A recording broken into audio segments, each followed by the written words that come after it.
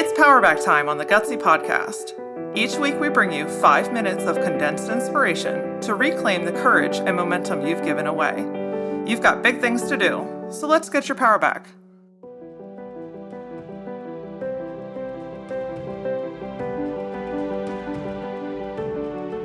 The average person consumes over 100,000 words every single day.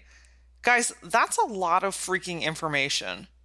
This is a combination of one-on-one conversations, the news, things that you're listening to, stuff that you're reading. I mean, any type of content, you're consuming over 100,000 pieces of content every single day. Now, obviously, you can't be in control of all of this information. You can't control when you're driving down the road what the message on the billboard says. You can't control what the disc jockey on the radio station is saying. But there is one area that you can start to take some of your power back, and that is your social media feeds. Now, again, I know that you can't control what other people are posting. So you're like, Laura, how the heck am I supposed to monitor what people are posting? That's not the point here. We can't control other people. That's a recipe for disaster. What you can control is what you follow and who you follow. Now, this might sting a little bit, but I really want you to not just hear me once, but hear this again, that your newsfeed is actually a reflection of what you're allowing in your life. This could be people, topics, places, messages, whatever it is. If I picked up your phone today and I scrolled through your Facebook page, what I find is going to be a combination of what you are allowing and tolerating in your life. Now, we've all got that Uncle Joe or Aunt Sally that just always goes on these stupid Facebook rants and you really can't do anything about it, but they're your family members, so you feel bad, blah, blah, blah, blah, blah. Yeah, well, you can stay connected to those types of people if you want to. You can stay friended with them so that you can stay connected, but there's this magical thing called unfollow, which starts to eliminate some of the BS out of your feed. Now, the thing that I love most about Instagram is it's intentional. You're only following the things that you want to see. I want to encourage you to take that same mindset over into the Facebook platform because Facebook is a shit show. But you know what? It's only a shit show if you allow it to be. This week, I want you to take your power back by cleaning out the social junk. By tolerating people or businesses that cause a negative reaction in your mind and body, you're telling the universe that it's okay to continue sending that type of behavior your way. In other words, you're going to get more of what you're giving. Now, life isn't always puppy dogs and rainbows, and sometimes there are hard situations, and sometimes there are challenging topics.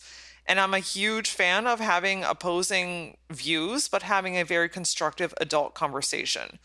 That's not what I'm talking about. I'm talking about the consistent, negative, energy-draining, thought-sucking, just crap that is on the internet.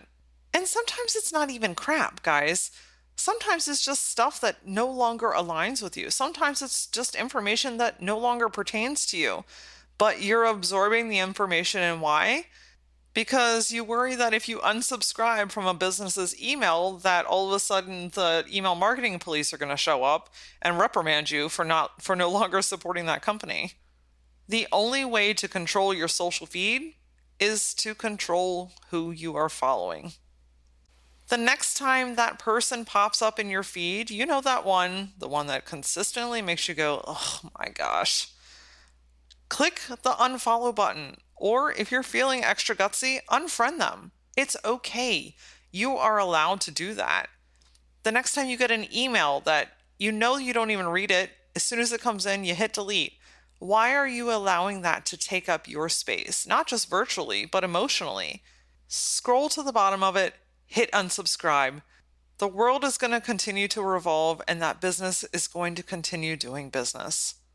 We often create scenarios in our heads that convince us why we should not and why it is bad for us to do these types of things.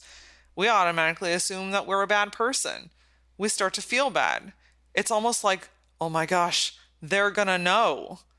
Yet in return, you are willing to sacrifice your energy to protect a situation that probably doesn't even exist.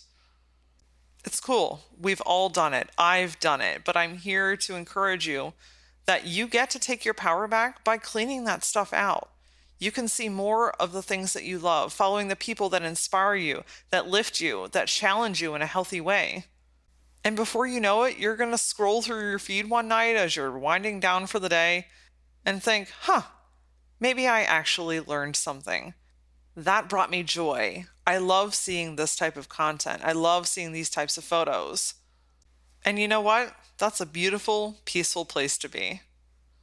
Join me next week on the Gutsy Podcast for a special episode with Kat Gaskin, who is the creator of the Content Planner. Kat is a content planning guru. This girl knows how to plan her words, her sales, her marketing for optimal results. Next week, we're going to dig all into the best tools to use to plan your content, how to plan your content, hashtag strategies, and so many other just amazing bite-sized information that's going to just propel your social media content into another stratosphere. For a look into previous episodes or for more gutsy insight on life and business,